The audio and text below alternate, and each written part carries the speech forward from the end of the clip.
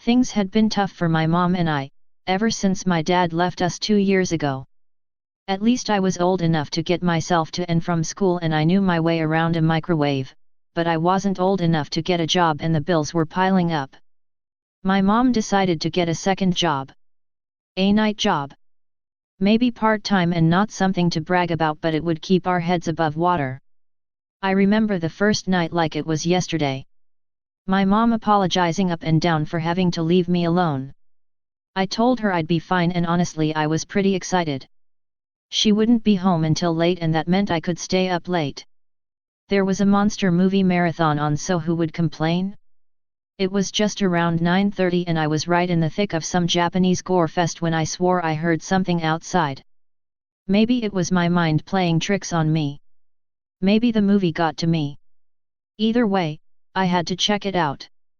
I hesitantly peered out of the living room window, looking to the left, then the right, and nothing. Then, I noticed, directly across the way, a man, standing in his window, just staring.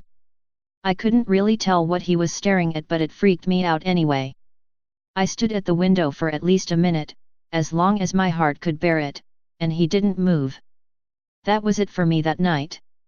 I was done with the monster flicks, done with the freaky dude in the window, and tried to fall asleep. The next morning I told my mom about the man. First, she was upset I was up so late, and then she asked if I'd been watching scary movies. Needless to say, I got the it was all in my imagination thing, and that was that. That night, after my mom left, I didn't feel comfortable alone. It was like that feeling of someone watching you, and just after 9 again I swear I heard something. It was just like the last, except there was no horror movie marathon. Against what my brain was screaming at me, I pulled myself again to the window. There he was. The man, just staring out of his window. This time I darted away as quick as I could and ran to my room. It was so weird. It got the hair on my neck standing on end. The next morning I told my mom, but she just brushed it off, saying he was probably just a nervous old man and it had nothing to do with me.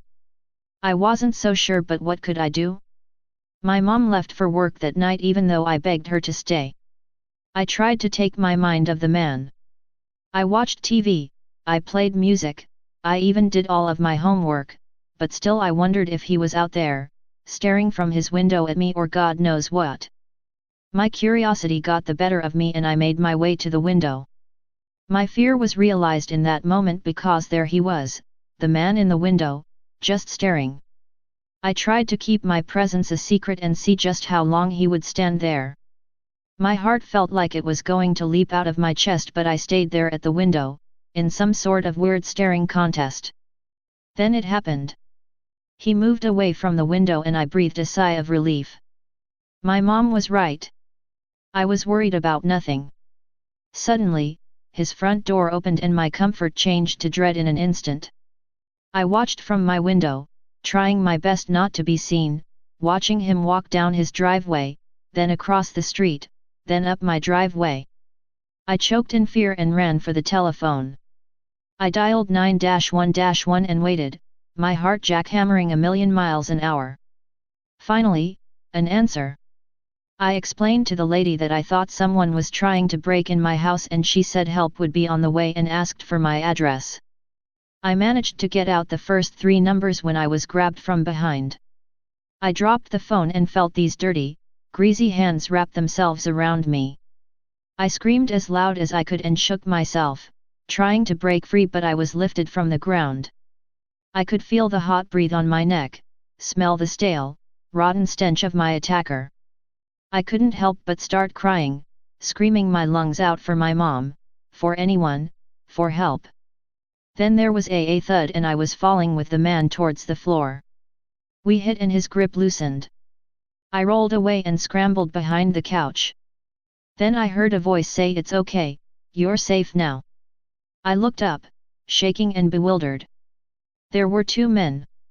One on the floor, who wasn't moving, and another, standing there with a baseball bat. "You're okay," he said again. "I'm your neighbor from across the way." My jaw dropped in confusion.